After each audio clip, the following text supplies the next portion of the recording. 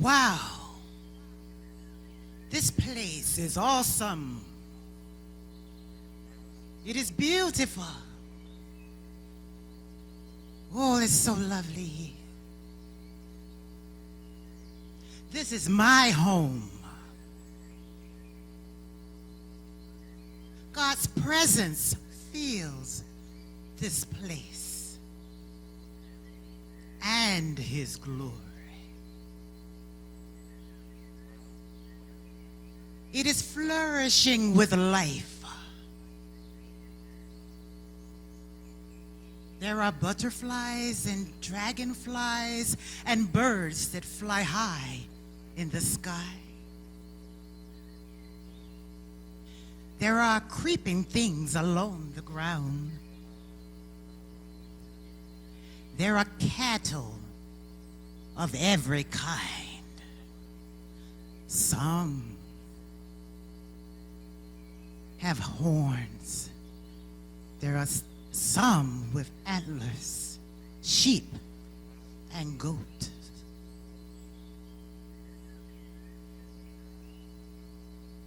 The name of this garden is Eden.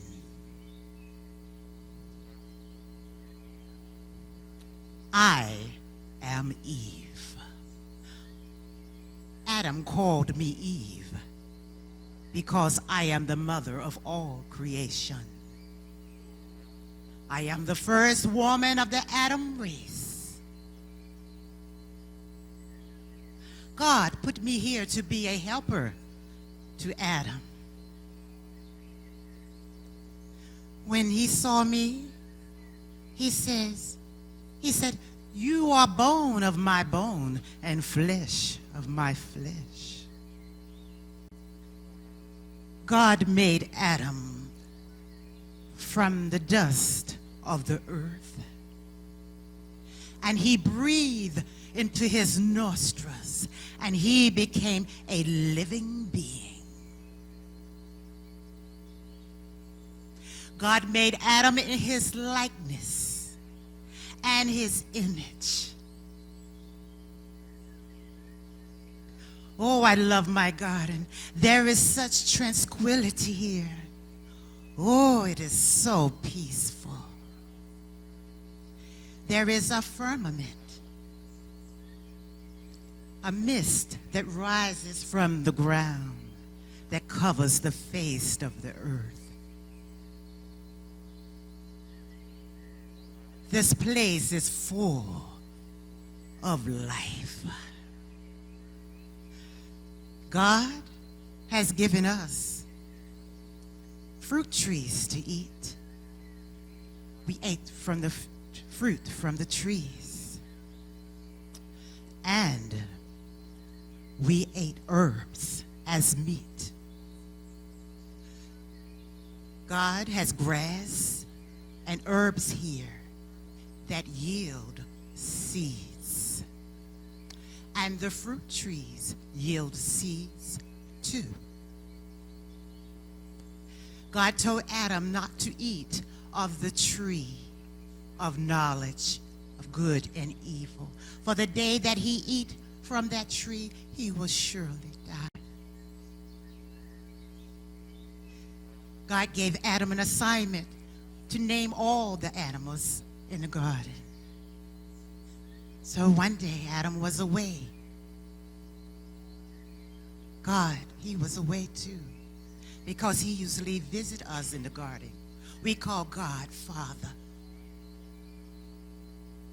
So one day when they both were away, I was approached by a serpent.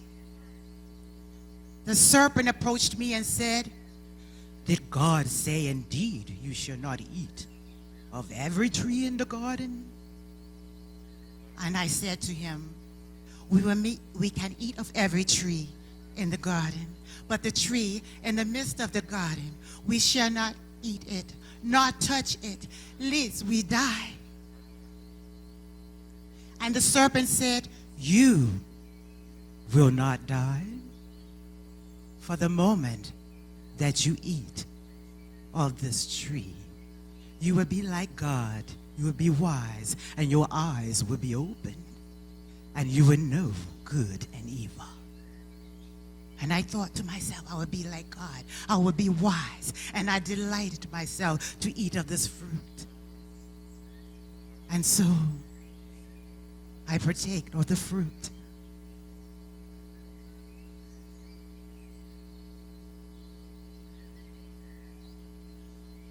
Nothing happened.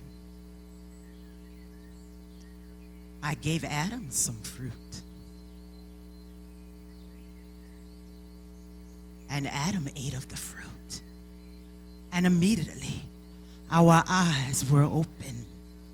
And I knew we had done wrong. Immediately we hid ourselves from God. But when he found us, he cursed us. He cursed us. He cursed Adam, and he cursed me, and he cursed that serpent.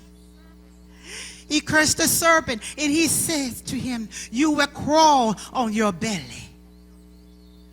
You will eat the dust of the earth. And he placed enmity between me and the snake. And he says to the snake, the seed of woman shall bruise your head. And you, his seed, you shall bruise his heel. And woman's seed bruised the serpent's head. And God cursed woman and said, your sorrow shall be multiplied, and yours conception. In pain you shall give birth. You shall desire your husband, and your husband shall rule over you. And Adam, when you told the soil there will be thorns and thistles, and from the sweat of your face you will eat bread. And Adam, for you are dust, and you will return to the ground. From dust you came, and dust you will return. Oh, there was so much pain, so much pain. Oh, the sorrow. Oh, the tears. Oh, so many nights I sobbed. Oh, so much frustration. He kicked us out of the garden. And I thought, will he ever visit us again? Will God visit us again? He drove us out of the garden to another land. There I was with Adam. God gave us 2 sons. It doesn't end there. One of my sons was a murderer. Cain murdered Abel out of a jealous rage. Oh, it doesn't end there. Cain was forbidden to be around us, and God drove him away from us and cursed him even more because his brother's blood was crying from the earth. He cursed the ground that Cain tilled the soil from, and he said it would no longer yield its strength. Now we are just left with ourselves, me and Adam. But God did give us one more son, and that was Seth. And he had a godly bloodline. But will God ever visit us like he did in the garden? Oh, will he forgive us? Will he forgive us? Will he ever forgive us?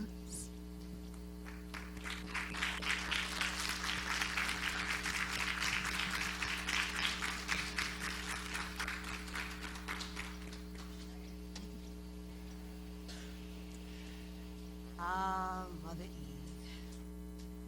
But now don't be too rough on Mother Eve. That serpent was crafty. But you have to know God's word for yourself. You see, there are consequences to taking away from God's word and adding to it. But by knowing God's word, standing on his promises, you'll be better prepared against the enemy. Now when it comes to standing on God's promises, there's a woman.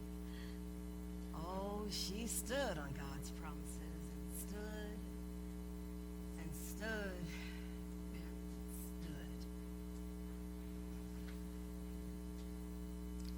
and stood. Patient.